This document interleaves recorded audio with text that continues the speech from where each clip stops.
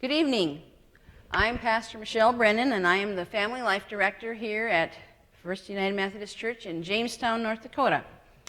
And I want to welcome you to the second of 6 sessions of the United Methodist Women's Mission Youth Study, Finding Peace in an Anxious World. And tonight we will be talking about serenity as we look at the different parts of the serenity prayer, which we will be using to help us manage anxiety. Now, one thing I didn't mention last week as a strategy for managing anxiety is humor. Humor helps us de-stress.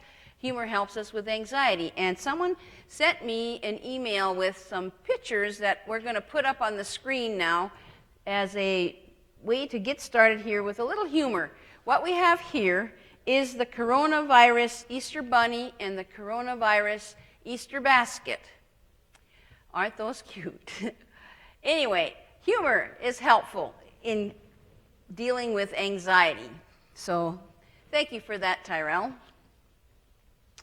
Also, as we get started this evening, I had some comments from some people about having to need a little more time to write down the notes. So we're going to go a little slower tonight so that everyone has a little more time to take notes. Last week we were a little anxious, and we'll do better this week. We won't go so fast. And so what we'll do is I'll tell you that the slide is coming up and give you time to write. Also want to give a shout out to everyone who joined us last week. We were quite pleased with the number of people that tuned in. There were 45 people logged in during the live stream. And I know that there were many UMW units and churches throughout the Dakotas represented. And I just want to give a shout out to a few of you. I want to give a shout out in South Dakota to Elkton, Montrose, Lead, Presho, and Vermilion. And also in North Dakota, a shout out to Fargo First and Minot Faith and Minot Vincent, and of course Jamestown St. Paul's and Jamestown First. Thank you for helping us kick it off last week, and I know there's others of you that also tuned in that I was not aware of. So thank you, everyone. And also want to mention that we had over 200 views and reviews of our post. So that also means that you were telling your friends about it, and I appreciate that. So we're off to a good start. Also want to give a shout out to family and friends that are watching from Colorado Springs, Colorado, and Three Forks, Montana. And a very special shout out to Abbotsford, British Columbia, Canada. Mission U is international. So thank you, everyone. Also, one last thing before we get started. If you had a chance to look at your bibliography page, you will see that there is also, in addition to books listed there, some YouTubes and some TED Talks. And if you didn't get that original email with that bibliography page, I just want to I want to tell you that if you Google TED Talk Olivia Remes, R-E-M-E-S, How to Cope with Anxiety, that is a very good TED Talk on anxiety for people who have really chronic anxiety. So if you struggle with chronic anxiety, or there's someone you care about in your family or a friend, take a look at that TED Talk because it's very good. Again, that's Olivia Remes, R-E-M-E-S, How to Cope with Anxiety. And if you Google that, it should come up. Also, if you get a chance, there are some really good YouTubes by Brene Brown, B-R-E-N-E, Brown. And again, if you Google Brene Brown, or YouTube Brene Brown, and you Google blame, boundaries, and the difference between empathy and sympathy, you should get those YouTubes as well. And they are also very good and kind of help set the stage for what's coming in the next couple of sessions. So I believe we're ready to get started. And so we'll start with the Serenity Prayer.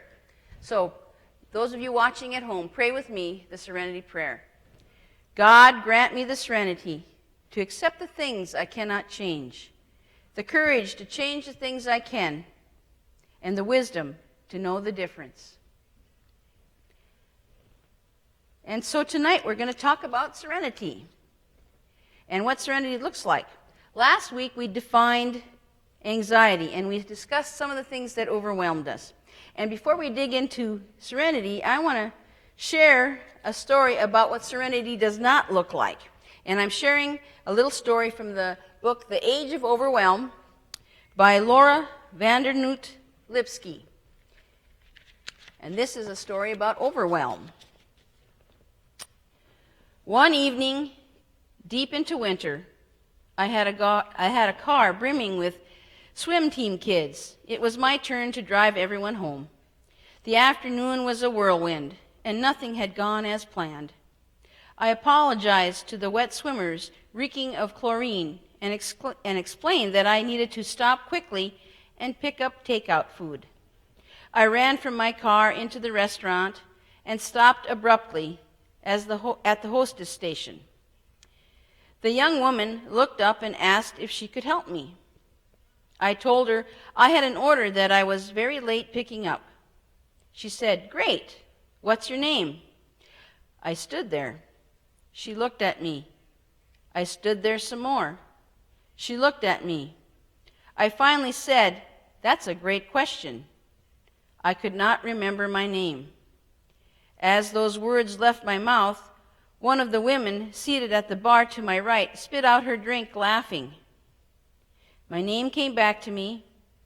I got my food and turned to leave, feeling very unnerved.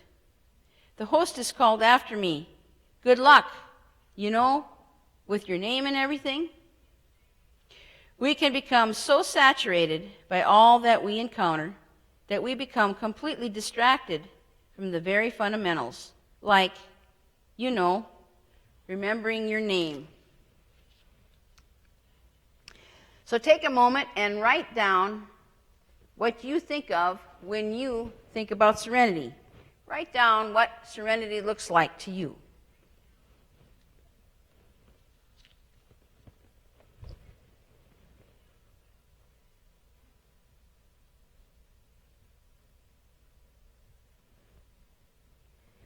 And now we're going to turn to a slide that gives us a definition of serenity.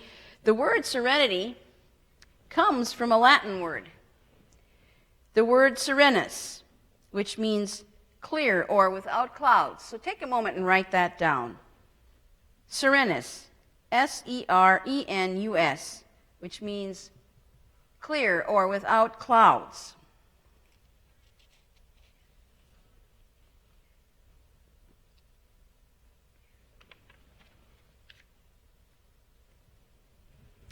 Thank you, Tyrell. Now, often, when we think of serenity, it is associated with nature and stillness. So we think of Psalm 23. We also think of God's peace that surpasses all understanding, which makes us think about Philippians 4:7. Another thing we think of when we think of serenity is an alignment of our inner spirit of peace and contentment with our outer circumstances. Now, when I think of serenity, I think of that saying about keeping your head about you when all those around you are losing theirs.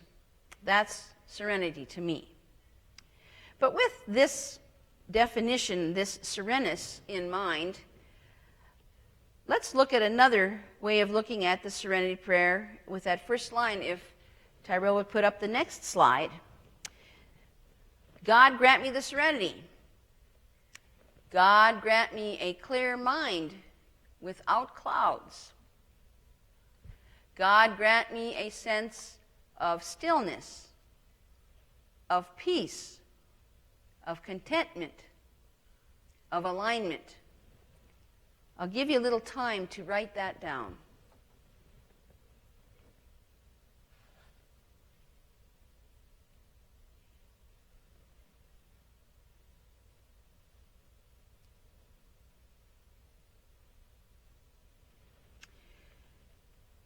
When we think of serenity that way, it becomes an orientation, which our main text describes, and we'll put another slide up.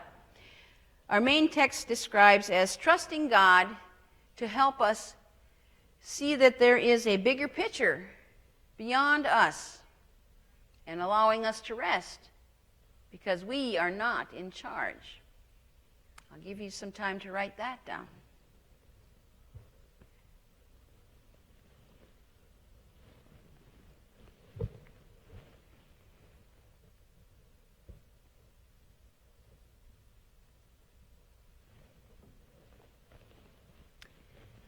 Thank you for that slide. When we look at serenity and we think of it in the biblical sense, serenity is closely associated with wisdom, peace, and the wisdom of God's presence. In a later session, we're going to talk some more about one of the places in the Bible where we find God's wisdom in the book of Proverbs. And the writers of this study encourage us to consider reading Proverbs as a devotional book, reading one chapter a day.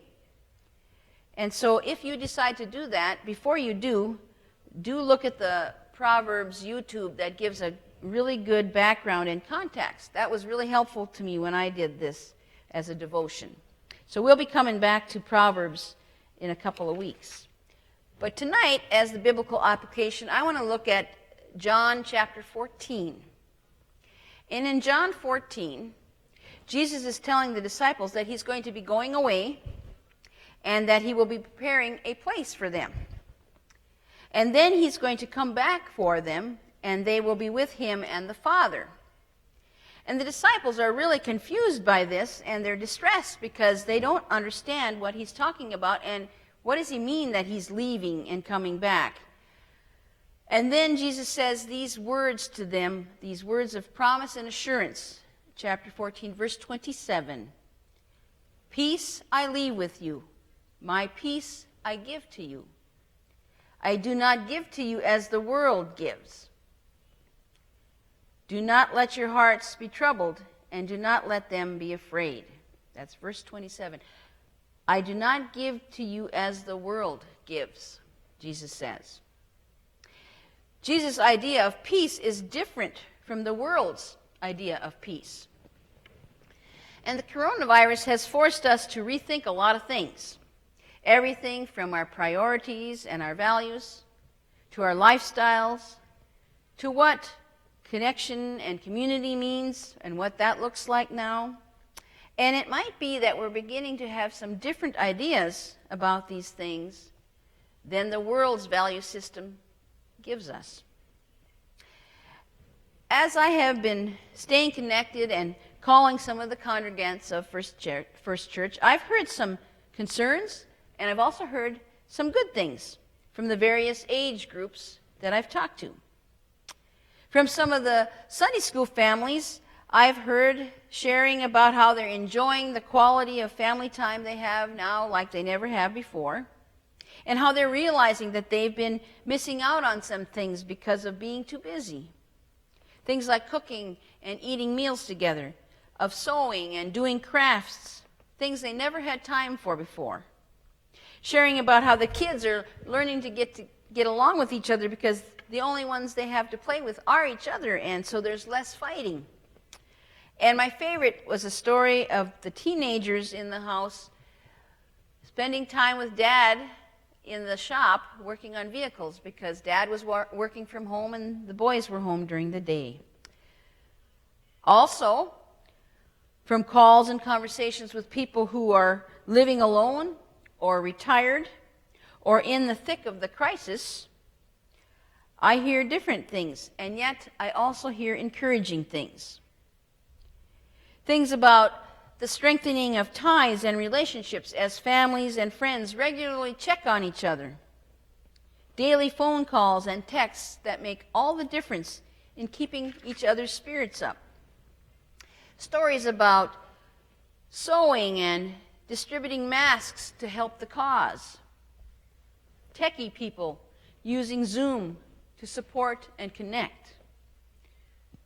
Also, some sharing from some who have been taking the time to ask those who are in the thick of things how they are doing and meaning it, by really listening as they share their stresses and anxieties.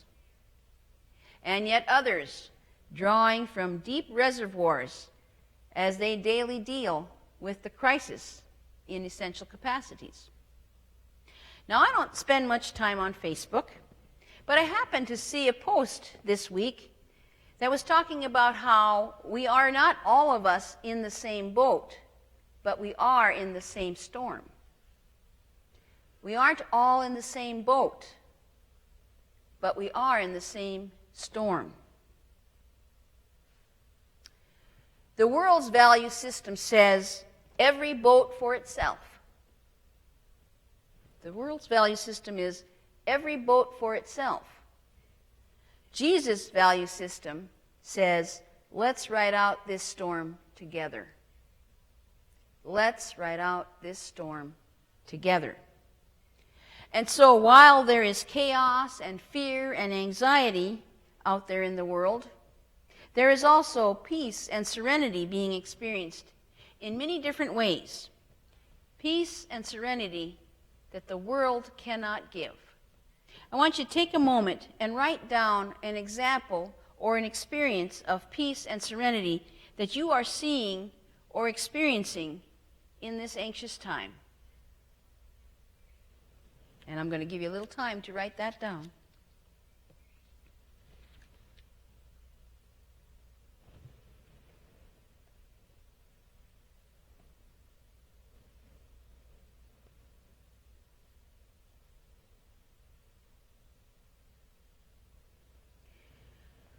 When we read the Easter story in John's Gospel, Jesus comes and he stands in the gathered group of frightened and anxious disciples. And the first thing he says is, "Peace be with you." And then he breathes the Holy Spirit into them. That's in the 20th chapter of John at the very end of the chapter. So how do we receive God's peace and serenity today? For most of us, it probably happens through prayer and meditation. Now, back in January, which seems like 10 years ago now, I had an opportunity to participate in a guided meditation event, which I want to share with you as a way for you to spend some time receiving God's peace and serenity. But first, just a few points of clarification. First of all, there's no right or wrong way to do this because it's your process. It's not about emptying your mind so much as it is about clearing or focusing your mind. This process can be helpful to you in relaxing or de-stressing, lowering anxiety or self-awareness or God-awareness. And the fourth point of clarification, if you're doing this process and you should fall asleep, it's okay, because that's probably what you need. So, let's look at this basic meditation process in 6 steps, if we could put that on the screen. Step 1, put on some calming music or nature sounds. Step 1, put on some calming music or nature sounds.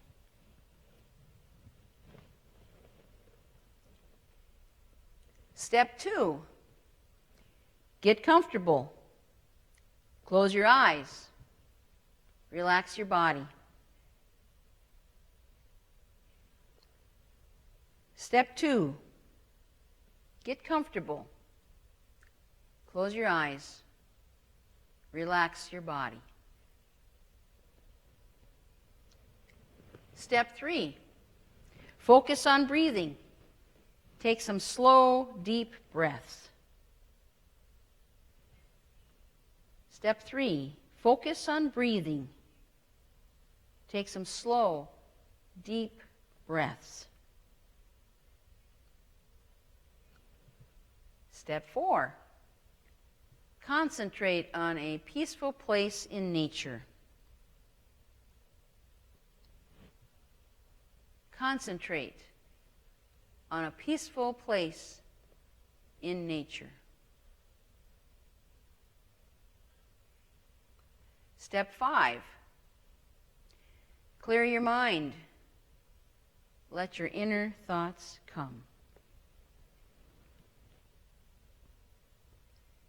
Step 5, clear your mind. let your inner thoughts come.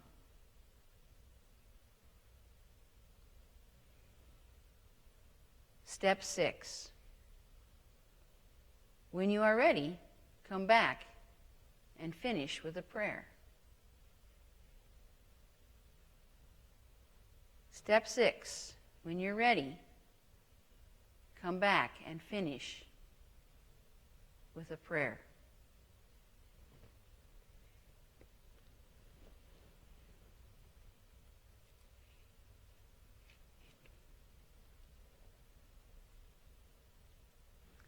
Thank you, Tyrell.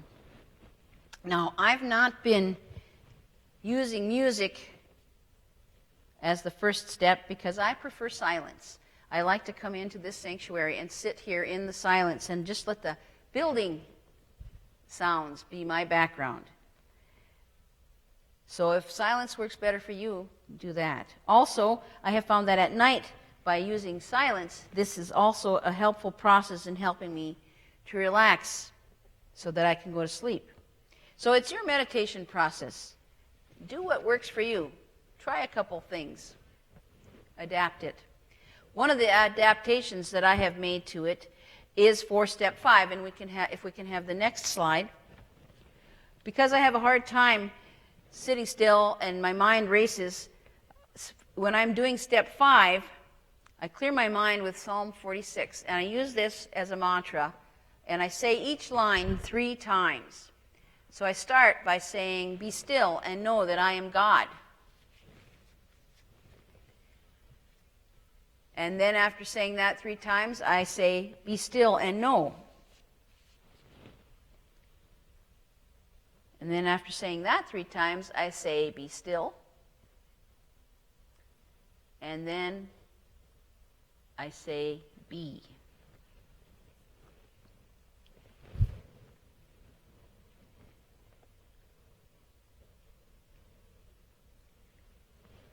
Thank you. Now it's time for your telephone buddy discussion question and 2 hints about our sign-off song for this session. And so first hint number 1 for our sign-off song. This is a hymn from our United Methodist hymnal. And it's a very popular gospel song. And when the hymnal was put together, this song was considered too personal to be in the hymnal. Too personal in the way it talked about a relationship with Jesus. You might say that their concern was that it was too risque, maybe even scandalous. And yet it was an extremely popular song, and so it is in the hymnal. So, write it down if you think you know what it is. And then we'll go on to our questions. With your buddy, discuss first what your understanding is of serenity, your definition, what it looks like to you. And then share the experiences of peace and serenity that you are experiencing despite this anxious time. Share the experiences of peace and serenity that you are experiencing despite this time.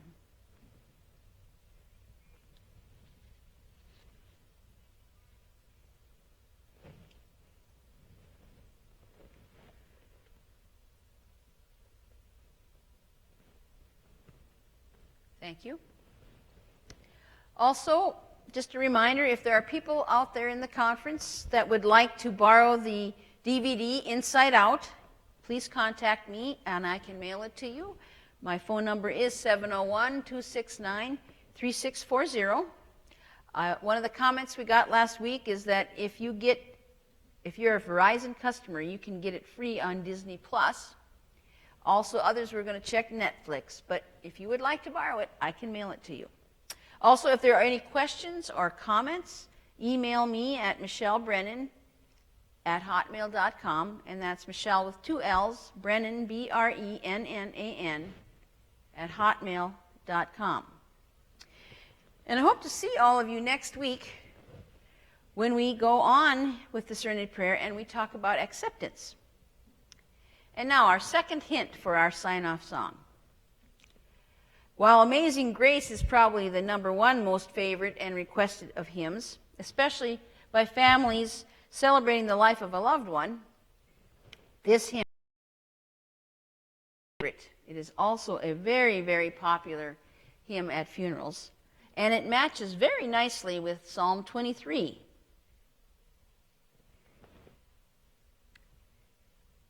Did you guess? In the Garden, which is hymn number 314 in our United Methodist hymnal.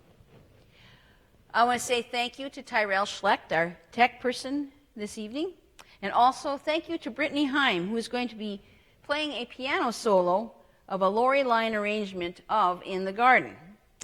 And as we sign off this evening, as you listen to this music, in your mind and in your spirit, go to a place of comfort and peace and find rest and refreshment. Until next time, stay safe.